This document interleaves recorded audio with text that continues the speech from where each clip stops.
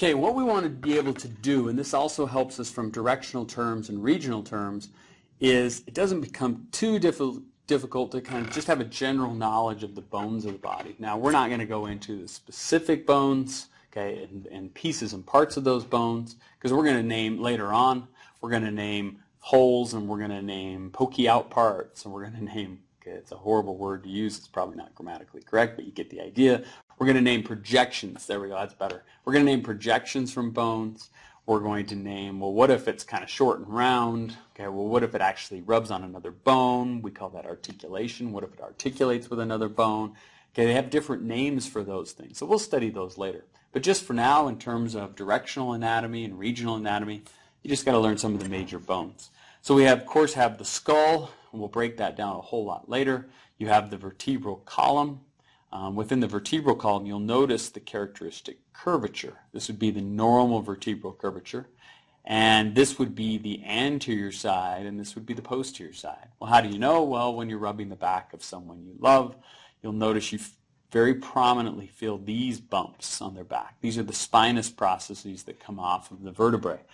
And so this would be the anterior side. And so notice that anterior curvature, how it points out or is convex up in your neck, and it becomes concave down in your back, but then your lower back becomes convex again, and then down in the bottom part of your back and your butt, it becomes concave again, if we're looking at it from the anterior side. But that's your vertebral column, and we stack the vertebrae and connect them with the vertebral disc to provide a little bit vertebral discs to provide some cushioning. Okay? People who have herniated discs, bulging discs, we'll talk about all those things.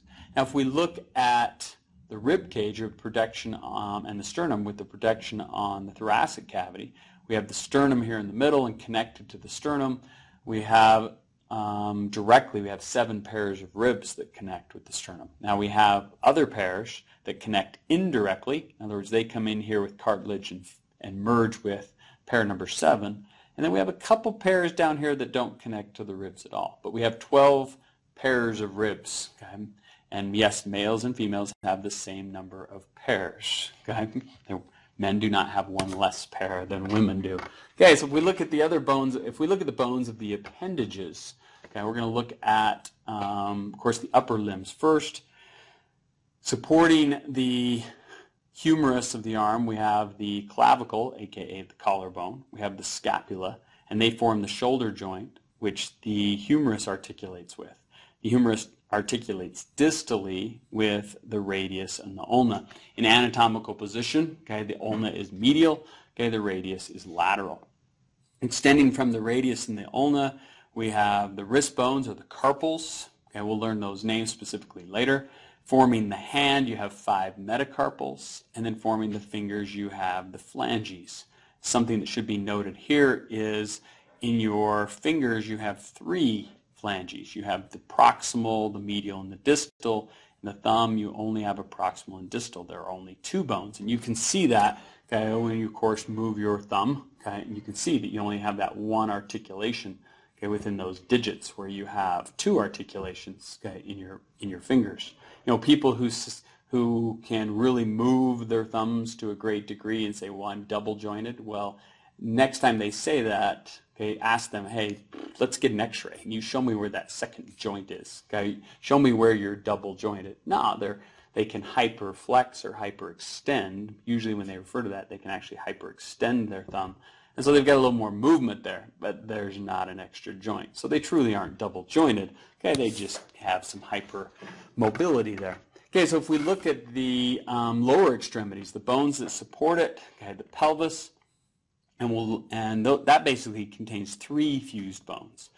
The pubic bone, the ischium, and the ilium, you don't have to worry about those. Okay, but you can see here where the pelvis articulates with the lower part of the vertebral column, this triangular structure being the sacrum. This is the pelvis. Articulating with the pelvis, okay, through a ball and socket, okay, is the femur. Okay, the femur comes down, okay, protecting the distal part of the femur and the proximal part of the tibia. We have our kneecap, the patella. Okay, we have the tibia, which is medial. Okay, we have the fibula, which is lateral. Extending down into the feet, we have the Tarsals, okay, don't confuse tarsals and carpals. Tarsals are the ankle bones, carpals are the wrist bones. We also have the metatarsals, metatarsals forming the structure of the foot, and then we also have the phalanges of the foot. Same thing is true, that all of the big toe has 2, the proximal and distal. The remaining toes have 3, the proximal, the medial, and the distal phalanges. So kind of keep that in mind as you look at those structures. So know the position of those bones so that we can ask you directional anatomy.